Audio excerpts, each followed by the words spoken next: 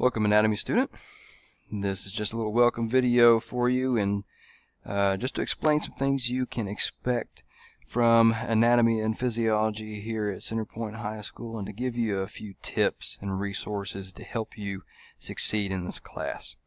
So first, what I want to show you is the textbook that we use for this class. I know textbooks seem, old school, outdated kind of thing to you, and just something heavy you have to carry around, but my advice to you, because this textbook is really, it's got great information. You don't have to go anywhere else to go find what you need to know for the class. This is a college level textbook.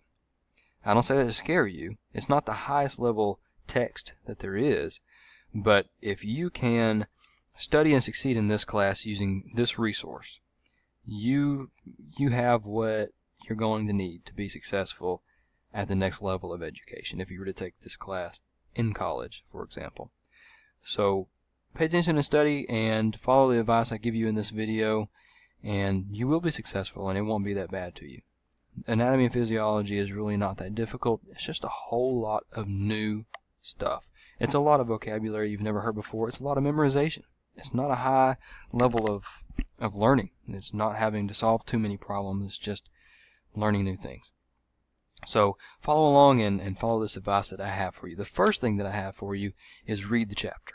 Read the chapter of each new chapter we come to, and as you do that, take notes as you read. Please don't highlight in the textbook, but you can take notes out to the side. You can make your own PowerPoint. One thing I know I used to do in college was take my notes that I wrote out by hand and write those or retype those into a PowerPoint a Word document with, bolded text and bullets and titles and headings, and make it look real nice. And you have something really nice you can study off of later. So take notes as you read. And if you're doing this before you come to class, as I advise that you do, you're prepared. This is, not brand new stuff to you while you're sitting in class. It's not all sailing over your head, and you've at least heard it before. It's not brand new to you.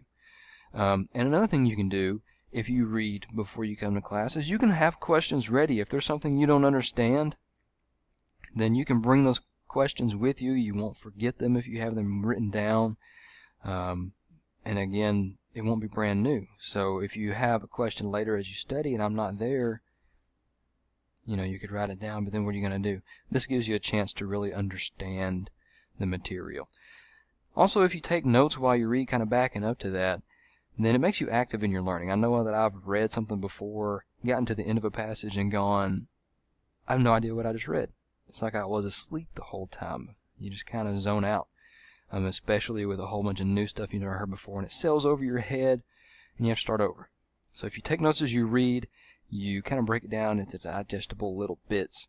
It makes it easier to remember. So those are some tips for you there.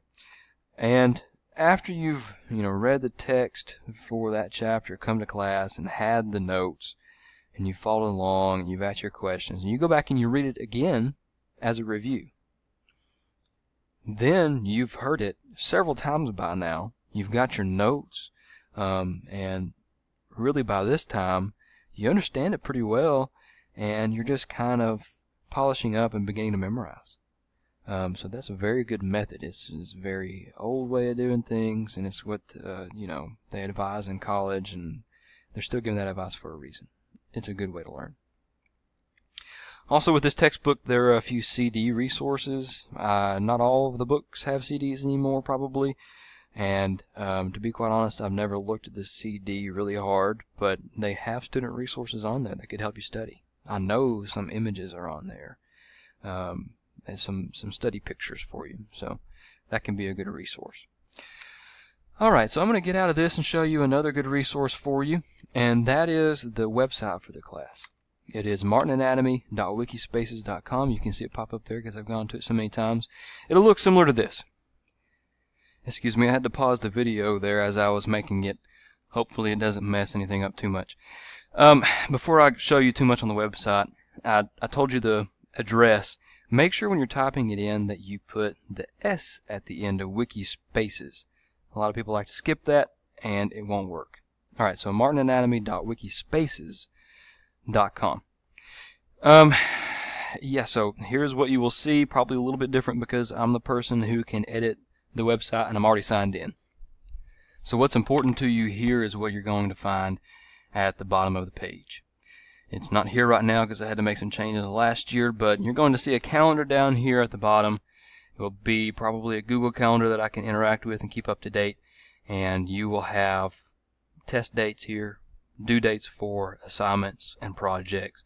So this is something you want to keep up with. It will also be in your syllabus that I give you at the beginning of the year. I try to put everything on that syllabus, at least all the way through the first semester. Due dates, test dates, everything to the exact day.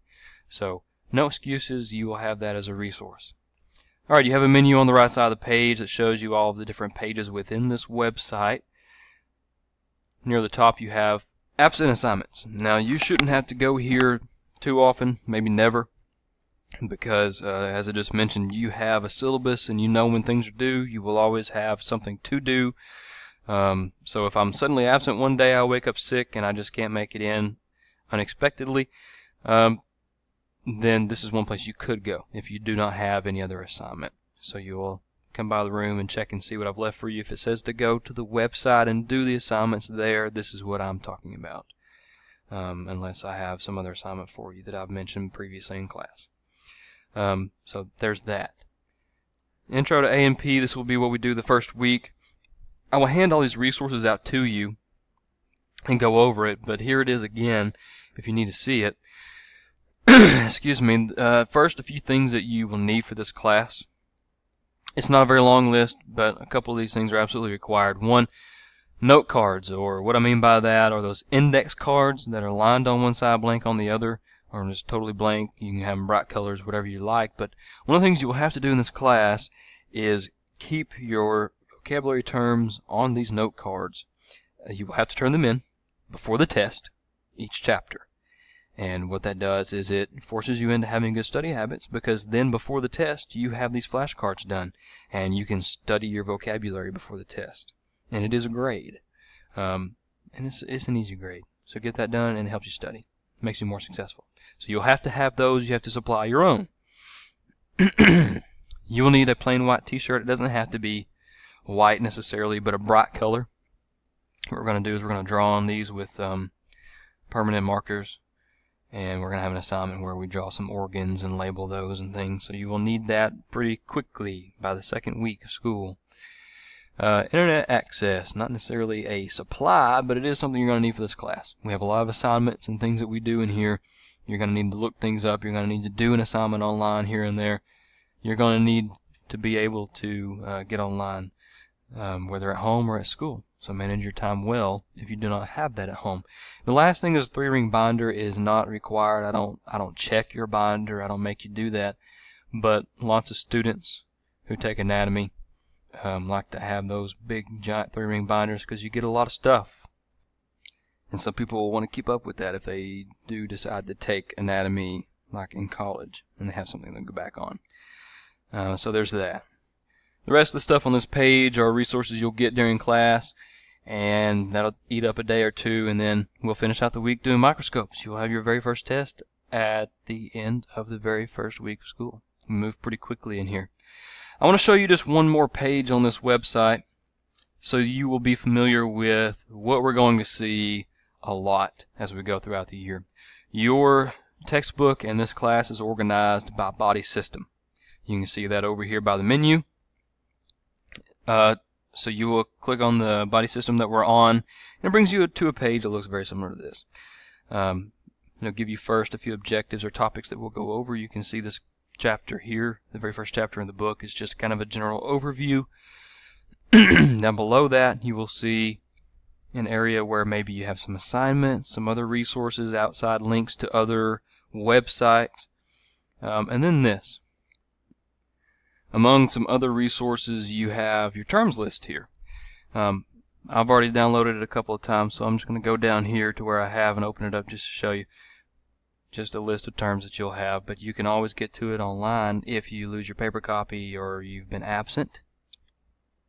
Another thing is your notes for the class. What I would suggest is that you have them already downloaded on your desktop, as I do here. I've got it open already, so I will do that. And you could even go through these as you read through the chapter.